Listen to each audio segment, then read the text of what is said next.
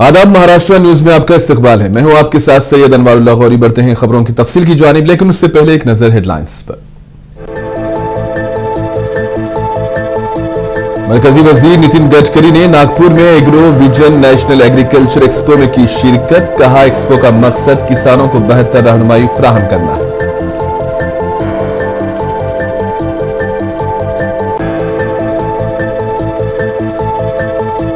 महाराष्ट्र के नागपुर में book festival 2025 का इनेकाद। वजीर आला देवेंद्र फडणवीस ने तकरीब में की शिरकत।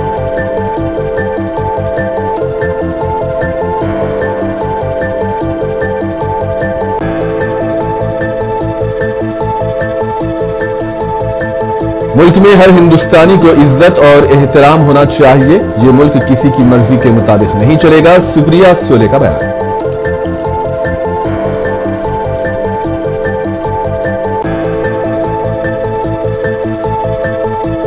मुंबई में WNC नेवी हाफ मैराथन 2025 की इख्तितामी तकरीब का इनेकाद। Chief of naval staff admiral और दीगर ने प्रोग्राम में की शिरकत।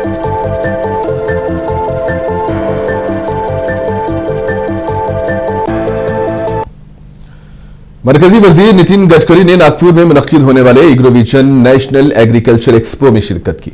इस मौके पर इन्होंने ज़रूरी टेक्नोलॉजी, जदीद खेतीबाड़ी के तरीकों और किसानों की बहबूद से मुतालिक मुख्तलिफ स्टॉल्स का भी मुआयना किया। इस मौके पर इन्होंने खिताब करते हुए कहा कि ज़राअत के शोबे को मजबूत बनाने के लिए जदीद तहकीक और नई टेक्नोलॉजी का इस्तेमाल वक्त की अहम ज़रूरत है। एग्रो विजन एक्सपो का मकसद किसानों को बेहतर रहनुमाई फराहम करना, नए मौके और जदीद मालूमात फराहम करना है। और इस तकरीब में दीगर कायदीन ने भी शिरकत की।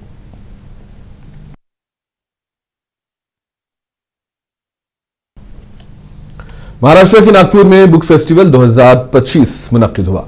वजीर आला देवेंद्र फडणवीस ने इस तकरीब में शिरकत की और खिताब करते हुए वजीर आला ने कहा कि यह बुक फेस्टिवल नागपुर की सकाफती शनाख्त को नई जहत देगा और नौजवानों को अदब से मरबूत करेगा। इस तकरीब में दीगर कायदीन ने भी शिरकत की।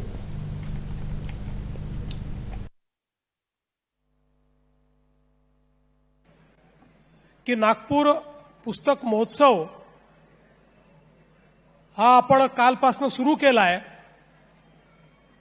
आणि त्याच्या अंतर्गत विविध उपक्रम होत आहेत आणि त्याचाच एक भाग म्हणून नागपूरला झिरो माईल लिट फेस्ट अशा प्रकारचा एक साहित्य महोत्सव देखील आयोजित करण्यात आला आहे।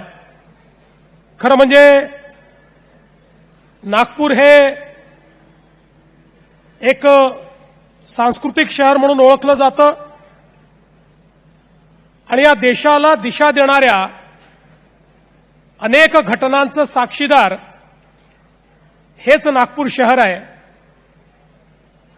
प्रखर राष्ट्रवाद सांगणारा राष्ट्रीय स्वयंसेवक संघ असेल किंवा या ठिकाणी खऱ्या अर्थानं भगवान गौतम बुद्धांचा धम्म हा पुन्हा एकदा परिभाषित करणारी भारतरत्न डॉक्टर बाबासाहेब आंबेडकरांची धम्मचक्र प्रवर्तनाची चळवळ असो, या प्रत्येक गोष्टीचा साक्षीदार हेच नागपूर झालेलं आपल्याला पाहायला मिळतं। गोंडराजे भक्त बुलंदशाह यांनी या ठिकाणी गोंडवाना संस्कृतीच्या माध्यमातून एक अतिशय त्या काळचं आधुनिक शहर निर्माण केलं, तर त्याच वेळी नागपूरकर भोसल्यांनी त्या काळामध्ये हिंदवी स्वराज्याची ज्यावेळेस स्थापना झाली। रियासत महाराष्ट्र के वजीर सनत उदय सामंत ने माथुरान, अलीबाग और दीगर इलाकों और खुपोली के बाद महाड़ का दौरा करते हुए महायुति के उम्मीदवारों और ओहदेदारों से मुलाकात की। इस मौके पर इन्होंने मीडिया से बात करते हुए कहा कि बल्दियाती इंतखाबात को लेकर महाड़ शहर का सियासी माहौल हमारे लिए साजगार है। कहा कि नायब वजीर आला एकनाथ शिंदे की क़ियादत में काबीनी वजीर भरत गोगावले ने महाड़ शहर और अतराफ व अकनाफ के देही इलाकों की तरक्की के लिए करोड़ों का फंड हासिल करने में कामयाबी हासिल की है। इन्होंने महाड़ नगर परिषद पर भगवा परचम लहराने की बात की और मजीद कहा कि हम सियासत को कम और समाजी कामों को ज्यादा तरजीह देते हैं। ला असेल तर त्याची नक्की खातरजमा करावी लागेल, त्याची चौकशी करावी लागेल आणि वस्तुस्थिती असेल तर संबंधित यंत्रणेने निर्णय घेतला पाहिजे त्याच्यामध्ये. पण त्यांचं म्हणणं आहे की याला सगळ्याला जबाबदार भाजपचे प्रदेश अध्यक्ष आहेत. ते 4 दिवस इथे येऊन बसले आणि त्यांनी हे सगळं कुभांड रचलं. कुभांडा शब्द नाही त्याच्यामध्ये. कुभांड रचलं, 4 दिवस येऊन बसले, त्याच्यामध्ये त्यांनी असं सांगितलं की सन्माननीय नारायण राणेसाहेब हे भाजपाचे नेते आहेत. ते केंद्रीय मंत्री होते, ते राज्याचे मुख्यमंत्री होते आणि माननीय एकनाथ शिंदे साहेबांनी आम्हाला असा आदेश दिला होता की कुठच्याही परिस्थितीमध्ये राणे साहेबांशी चर्चा करूनच सिंधुदुर्गामध्ये जी काही पक्षाची मुवमेंट असेल ती करा. राणे साहेबांचं मन दुखावेल असं काही करू नका, अशा पद्धतीची भूमिका एकनाथ शिंदे साहेबांनी घेतली. मी स्वतः राणे साहेबांना भेटलो. राणे साहेबांशी अनेक वेळा मी फोनवरनं चर्चा केली आणि राणे साहेबांनी सांगितले की आपल्याला महायुतीच करायची आहे. त्याच्यामुळे शेवटच्या क्षणापर्यंत आम्ही सगळे थांबलेलो.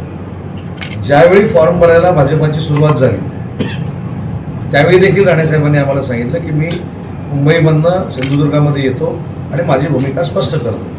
नंतर मी असेल, निलेशजी राणे असतील, दीपकभाई केसरकर असतील, हे आम्ही राणे साहेबांना भेटल्यानंतर राणे साहेबांनी सांगितलं की अशा पद्धतीनं एखादा पक्ष जर पुढे वाटचाल करत असेल तर शेवटी शिवसेना पक्षाचं देखील सिंधुदुर्गामध्ये अस्तित्व आहे. निलेशजी त्याचं नेतृत्व करतायत, तुम्ही पुढे चला. शेवटी राणे साहेबांनी सांगितल्यानंतरच आम्ही सिंधुदुर्गामध्ये पुढे गेलेलो. सावंतवाडी, कुडाळ आणि मालवण इथं आम्ही स्वबळावर शिवसेना लढते आणि शहर विकास आघाडी ज्याचा असा प्रचंड पद्धतीनं गैरसमज केला जातो की आम्ही UBT बरोबर गेलोय, हे धादांत खोटं आहे. सगळ्या पदाधिकाऱ्यांनी सगळ्या बीजेपी लीडर राम कदम ने इस सैयाद पर मगरबी बंगाल में वजीर आला ममता बनर्जी के एहतजाज पर कहा कि ममता बनर्जी एहतजाज कर रही हैं तो इसकी वजह बिल्कुल वाज़ेह है, क्योंकि ममता बनर्जी बंगाल में दाखिल होने वाले दरअंदाजों के नामों को हटाने से डरती हैं जिनके नाम वहां जबरदस्ती रजिस्टर्ड किए गए हैं. ममता बनर्जी यदि विरोध कर रही है तो इसका कारण बड़ा स्पष्ट है. बंगाल से जो घुसपैठी वहां घुसे और उनके जबरन नाम वहां पर लिखाए गए, क्या उनके नाम हटेंगे इस बात का ममता को डर है? क्या एसआईआर के कारण उनकी सारी जो धांधली है चुनाव सूची को लेकर, वो सारी धांधली देश और दुनिया के सामने आएगी, इस बात का उन्हें भय है? किस बात का भय है उन्हें? आदरणीय प्रधानमंत्री मोदी जी के नेतृत्व में बड़ी पारदर्शिता के साथ चुनाव होंगे और यदि उन्हें कोई भय है, डर है, खुल करके बोले. पर इस बात को वो छुपा नहीं पाई कि किस प्रकार से खुलेआम उन्होंने बांग्लादेशी घुसपैठियों का समर्थन किया. उनका तुष्टीकरण करने के नाम पर पश्चिम बंगाल की पवित्र भूमि का नाम उन्होंने बदनाम किया. पूरी तरह से उनका जनाधार समाप्त हो गया है. आने वाले चुनाव में करारी हार का डर. नायब वजीर आला अजित पवार के मालेगांव रिमार्क्स पर शिवसेना लीडर शाइना इंसी ने कहा कि मैं किसी के बयान पर तबसरा नहीं करना चाहती. इन्होंने कहा कि मालेगांव हो या महाराष्ट्र का कोई और हिस्सा, हमारी कोशिशें विकसित महाराष्ट्र के लिए हैं और वोटरों ने बारहा हम पर अपने एतमाद का अदा किया है. It's not a barter system where you vote and we allocate funds, be it Malegaon or any other part of Maharashtra. Our commitment is for a Viksit Maharashtra, and it is because of the work of the Mahayuti that the voters have decided to repose their faith time and again, be it the Lok Sabha, be it the Vidhan Sabha, or now the Stanik Swaraj. We are very, very committed to the people of Maharashtra and the Nagar Panchayat and Nagar Parishad. The way the voting will happen on the 2nd, we will see the results on the 3rd. Let's not cherry pick individual comments and what the reference to context is. There is the Mahavinash Agadi that only plays its pseudo-secular politics. We play the developmental agenda. Maharashtra के नायब वजीर आला अजित पवार की जानिब से दिए गए एक बयान की nationalist Congress party Sharad Pawar group के लीडर महेश तापसे ने शदीद मजम्मत की. इन्होंने अजित पवार के बयान को गैर आईनी करार दिया. किसी भी राज्य का कोष, ट्रेजरी या जो डेवलपमेंट फंड है उस पे पूर्ण अधिकार उस राज्य की जनता का है. महाराष्ट्र का अगर कोई विकास निधि है तो उसके ऊपर अधिकार महाराष्ट्र की जनता का है, किसी नेता का नहीं, किसी पक्ष का नहीं, किसी मंत्री का नहीं. और यहाँ तो महाराष्ट्र के उप मुख्यमंत्री अजीत दादा पवार खुलेआम चेतावनी दे रहे हैं कि मेरे अगर प्रत्याशियों को महाराष्ट्र की जनता ने मतदान नहीं किया तो वह विकास निधि रोकेंगे, इस प्रकार की बात उन्होंने कही। मुझे लगता है कि अजीत दादा को मंत्री पद के समय ली गई अपनी शपथ का स्मरण वो पूरी तरह से भूल चुके हैं। उनको स्मरण करवाने की आवश्यकता है कि आप जब मंत्री बने तब आपने किस प्रकार की शपथ महाराष्ट्र के जनता के विकास के लिए ली, चाहे वो जनता आपको वोट करे या ना करे। मालेगांव की नगर पंचायत की चुनाव में अजीत दादा ने जिस प्रकार से एक चेतावनी दी कि मेरे प्रत्याशी को आप वोट दीजिए नहीं तो मैं विकास निधि रोकूंगा, इसके ऊपर सुओ मोटो महाराष्ट्र राज्य चुनाव आयोग ने कार्रवाई करने की आवश्यकता है। राज्य के मुख्यमंत्री ने स्पष्टीकरण देना चाहिए कि उनके उप मुख्यमंत्री अजीत पवार इस प्रकार की किस प्रकार से बात करते हैं। एनसीपी एससीपी की रुकने पार्लियामेंट सुप्रिया सुले ने कहा कि इस मुल्क में हर हिंदुस्तानी को इज्जत और एहतराम मिलना चाहिए। ये मुल्क किसी की मर्जी के मुताबिक नहीं चलेगा बल्कि बाबा साहब भीमराव अंबेडकर के आइन के मुताबिक चलेगा। मेरे ख्याल से ये अभी पक्का नहीं है कि क्या आ रहा है, लेकिन ये देश, ये भारत सरकार जो भी यहाँ रह रहा है, हर भारतीय का मान सम्मान होना ही चाहिए। और ये देश किसी की मन मर्जी से नहीं चलेगा। ये देश सिर्फ और सिर्फ भारत रत्न डॉक्टर बाबा साहब अम्बेडकर के संविधान से चलेगा। तो कोई भी भारतीय हो, उसका मान सम्मान होना ही चाहिए, कोई भी। महाराष्ट्र के नायब वजीर आला अजित पवार के बयान पर एनसीपी एससीपी की रुकने पार्लियामेंट सुप्रिया सुले ने कहा कि हिंदुस्तान एक जमहूरी मुल्क है और एक जमहूरी मुल्क में ये कैसे हो रहा है और इस पर हमें इलेक्शन कमीशन से पूछना चाहिए। सशक्त लोकतंत्र में ये इसके बारे में आपने मुझे पूछने से अलावा इलेक्शन कमीशन को पूछना पड़ेगा, क्योंकि बहुत आज मुशर्रफ साहब का भी एक स्टेटमेंट आया है, जब कहा है उन्होंने ऐसे टीवी पर दिखाया गया कि अगर आपने वोट नहीं दिया तो आपकी खैर नहीं, ऐसे कुछ उन्होंने वक्तव्य किया है। एक सशक्त लोकतंत्र में मेरे ख्याल से इलेक्शन चल रहा है, इलेक्शन कमीशन को आपको पूछना पड़ेगा कि ये कैसे हो रहा है इस देश में। कल सत्तार जी का एक बयान आया था महाराष्ट्र के मुख्यमंत्री को लेके, गरिंदा कहा उन्होंने नार्कोटिक्स की मांग की। मेरे ख्याल से ये सिर्फ महाराष्ट्र के मुख्यमंत्री जी की नहीं, लेकिन उस पद की गरिमा होती है। भले हम कितने भी एक दूसरे को के खिलाफ, लेकिन हर पद का मान सम्मान होना चाहिए और हम सब ने थोड़ा रिस्ट्रेन रखना चाहिए और हर पद की और हर व्यक्ति की इज्जत करनी चाहिए। और हमारी सबकी कोशिश है कि गलती भले बीजेपी से हो या हमारी तरफ से हो, कोई भी हो, एक सशक्त लोकतंत्र में हम सब ने एक दूसरे का मान सम्मान करना चाहिए। भले एक दूसरे पे विशेष टिप्पणी जरूर करे, वो तो अधिकार है एक लोकतंत्र में, लेकिन उसमें एक लक्ष्मण रेखा जरूर है। महाराष्ट्र समाजवादी पार्टी के सदर अबू आसिम आजमी ने कहा कि सियासत में कोई मजहब को लाने की जरूरत नहीं है। इन्होंने कहा कि इंतखाबात में उम्मीदवार की काबिलियत और अवाम की खिदमत पर इसका इंतखाब होना चाहिए। देखिए, ऐसा है कि श्री मुलायम सिंह यादव जी ने आजम खान को कुलपति बनने के लिए आगे बढ़ाया था। मुलायम सिंह यादव हिंदू हैं। मैं समझता हूं कि ये जो है राजनीति में कोई धर्म लाने की कोई ज़रूरत नहीं है। हर इंसान की इंटेलिजेंसी पे ऊपर, काबिलियत के ऊपर, कितना काबिल आदमी है, कितना लोगों की सेवा कर सकता है, कितना पढ़ा लिखा आदमी है, और उसके ऊपर लोगों का जो है चुनाव होना चाहिए। ऐसा नहीं कि धर्म के ऊपर कोई मुस्लिम है, कोई हिंदू है। हमें हमारे लिए अगर कोई हिंदू बहुत अच्छा है तो हमको भी चलेगा, हमें कोई फ़र्क नहीं पड़ता। लेकिन जो लोग, जिनकी सोच ये है कि आपस में मुसलमानों को गिराओ, मुसलमानों के बारे में गलत बातें करो, मैं समझता हूँ कि ये संविधान के खिलाफ है।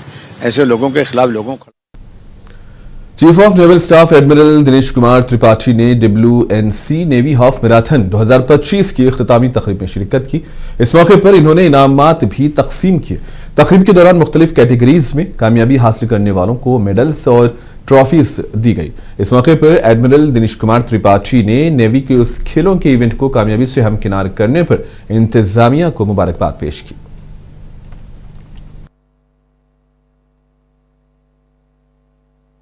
WNC हाफ मैराथन में मुझे पार्टिसिपेट करके बहुत खुशी हो रही है। जैसा कि आपको पता है कि ये 8th एडिशन है इस रन का, और ये मुंबई के रनिंग सर्किट में, मैं तो कहूंगा देश के रनिंग सर्किट में एक अपना स्थान बना चुकी है।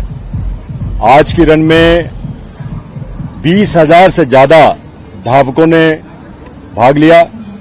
इनमें से हर एज ग्रुप के लोग थे, ये देख के बहुत अच्छा लगा। बच्चे, जो कई लोग एक्चुअली आर्म्स में थे, और senior citizens of all ages,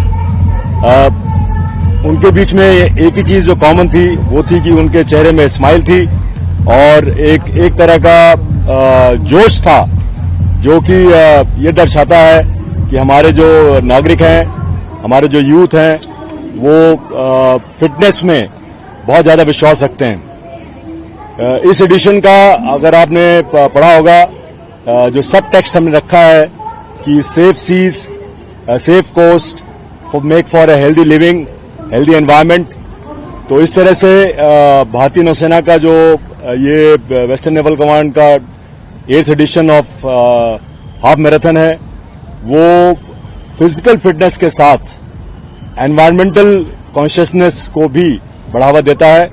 और मैं सभी को धन्यवाद देना चाहूंगा जो 20,000 लोगों ने इसमें पार्टिसिपेट किया, सुबह सुबह उठ के आए और अपना कीमती वक्त दिया और इस हमारे इनिशिएटिव को सक्सेस बनाया। तो मैं बहुत बहुत धन्यवाद देना चाहता हूं और मुझे बहुत खुशी है मैंने इसमें आके पार्टिसिपेट किया। धन्यवाद।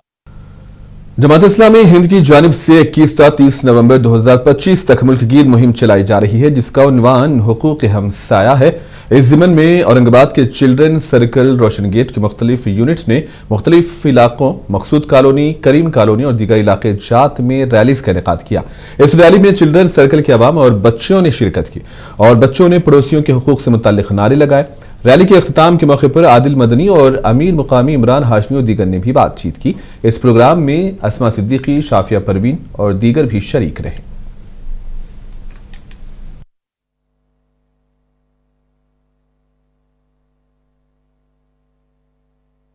हमने एक मुहिम निकाले है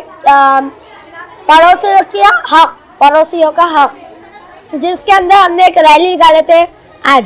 तो रैली के अंदर बच्चों का भी काफ़ी जोश था और रैली असल में इसलिए निकाली गई ताकि दूसरे लोगों को बताया जाए कि पड़ोसियों की क्या तंजीम है, पड़ोसियों का क्या हक है।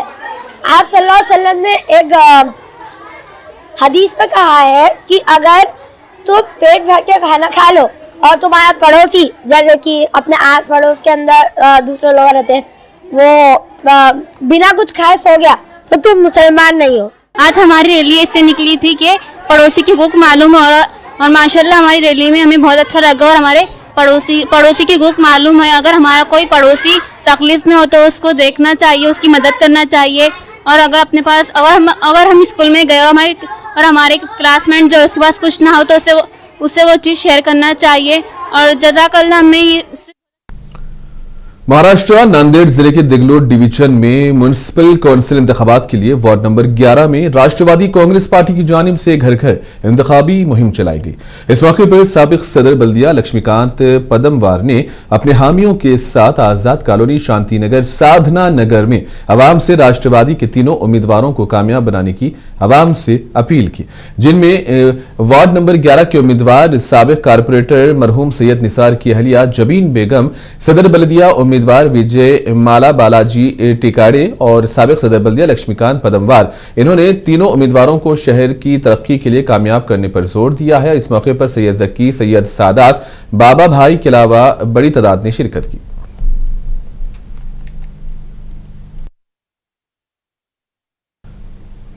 अकोला म्युनिसिपल कॉरपोरेशन के मुजव्वजा इंतखाबात से कबल सियासी माहौल में गर्माहट आ गई है और कांग्रेस के रुकने असेंबली साजिद खान पठान ने कहा कि शहर में शाये होने वाली वोटर लिस्ट में बड़े पैमाने पर गड़बड़ की गई है।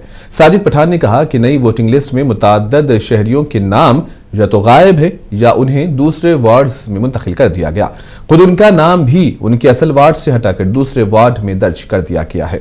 इन्होंने इस मामले को वोट चोरी की कोशिश करार दिया है और वोटर फहरिस्त की असर नौ जांच करने की मांग की है।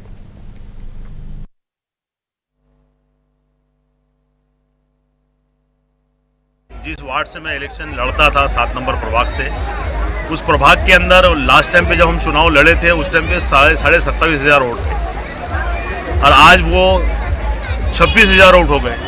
तो 1,500 वोट गए कहाँ पे? और पिछले इतने सालों के अंदर चुनाव कब हुआ था और आज कब चुनाव होने जा रहा है, तो इतने चारों में क्या नए वोटर बढ़े नहीं होंगे? तो वो हिसाब से आज वो चुनाव कम से कम 27.5 की जगह 28.5 होना चाहिए था। तो वो चुनाव वो जो यादी है वो 26,000 की हो गई। और उसमें कमाल की बात यह है कि 4,500 वोट उसमें से गायब कर दिए गए। मेरा खुद का जो घर फिरदौस कॉलोनी में था वो प्रभाग नंबर 1 में डाल दिया गया। मुजफ्फरनगर, उसमें नया बैतपुरा, इकबाल कॉलोनी, ये ऐसे इलाके जो है वो 1 नंबर में 11 नंबर में डाल दिए। और इतने अच्छे तरीके से नाटकीय रूप से काम किया गया कि जैसा 55 नंबर, 56 नंबर, 57 नंबर, 58 नंबर जो यादियां हैं, हर यादी में से 50 वोट, 100 वोट निकाल कर कभी एक प्रभाग नंबर 1 में डाल दिया गया, प्रभाग नंबर 11 में डाल दिया गया। ऐसे कुल मेरे जो वोटर थे मेरे प्रभाग के अंदर जहां से मैं चुनाव लड़ता था, आज वहां से 4,800। जिले जलगांव के पचूरा वार्ड नंबर 2 में शिवसेना एकनाथ शिंदे ग्रुप की जानिब से इंतखाबी रैली निकाली गई। इस मौके पर मुंसिफ टीवी के नुमाइंदे आसिफ शेख ने शिंदे ग्रुप के उम्मीदवार संजय नाथलाल, वैशाली छोटूलाल से खुसूसी बातचीत की है। इस मौके पर शिवसेना के कायदीन ने वार्ड नंबर 2 में उनकी पार्टी को वोट देने की आवाम से अपील की।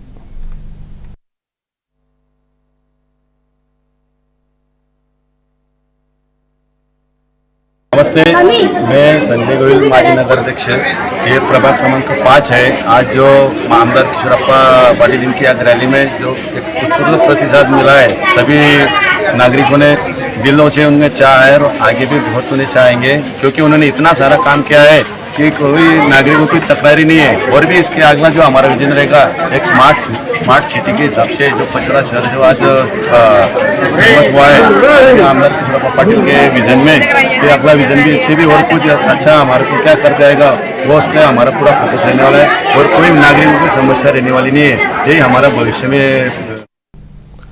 नांदेड़ में वंचित बहुजन अघाड़ी की जानिब से मीडिया कॉन्फ्रेंस मुनक्किद की गई। इस मौके पर इन्होंने कांग्रेस के साथ कायम इत्तेहाद के टूटने का ऐलान किया। इन्होंने कांग्रेस पार्टी पर सख्त इल्जाम आयद करते हुए कहा कि कांग्रेस ने वंचित बहुजन अघाड़ी के साथ संगीन धोखा किया। इन्होंने कहा कि जब कांग्रेस और वंचित बहुजन अघाड़ी के दरमियान इत्तेहाद कायम हुआ था तो उस वक्त बाहमी इत्तेफाकी राय से फैसला किया गया था कि दोनों जमातों में सीटों की तकसीम मसावी और मुनसिफाना तरीके से करेंगे, लेकिन जब अमली तौर पर सीटें देने का वक्त आया तो कांग्रेस ने वादे के मुताबिक रवैया इख्तियार नहीं किया। कहा कि कांग्रेस ने वंचित बहुजन अघाड़ी को 10% निशिस्तें देने पर भी रजामंदी जाहिर नहीं की। नांदेड़ जिले के 12 नगर परिषदों में सदर बल्दिया की एक भी सीट वंचित बहुजन अघाड़ी के लिए मख्तस नहीं की गई।